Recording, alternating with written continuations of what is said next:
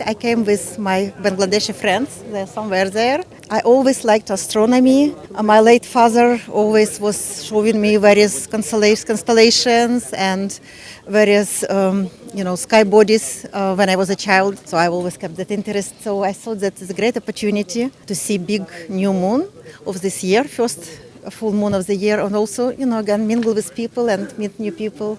We are very grateful to organizers and owners of this observatory and of this property for inviting us and give us opportunity to be here tonight. My name is Natalia and I'm from United States, but originally I'm from Ukraine, if you're asking why the accent is here. আপনারা জানেন প্রথমবারের মতো উদযাপিত হচ্ছে এই চন্দ্র উৎসব, যেটা বাংলাদেশে এর আগে আমি কখনো শুনিনি। জ্যোৎস্না উৎসব শুনেছি, বা চন্দ্র উৎসব এই প্রথমই।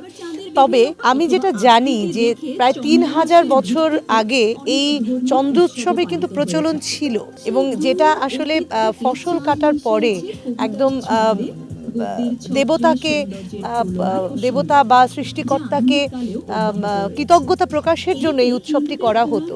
একটা চাঁদকে সবসময় শুভ হিসেবে উপস্থাপিত করা হয়েছিল, যে কারণেই এই চন্দ্র উৎসব, যেটা ৩,০০০ বছর পরে এসে আজকে আমরা এইখানে এই বেনু ভিটায়, গাজীপুরের বেনু ভিটায় উদযাপন করতে পারছি। এটা আমার জীবনের প্রথম চন্দ্র উৎসব। আমি খুবই সুখকর অনুভূতি ফিল করছি আমার ছেলেকে নিয়ে, আমার 2 বছরের ছেলেকে নিয়ে এই বড় চাঁদটাকে উপভোগ করা। এখন তো হয়তো আলোটা একটু সাদাটে হয়ে গেছে, কিন্তু যখন চাঁদের সেই পূর্ণিমা সময়টা ছিল, লালাবা আলো, সেটা মনোমুগ্ধকর পরিবেশ ছিল।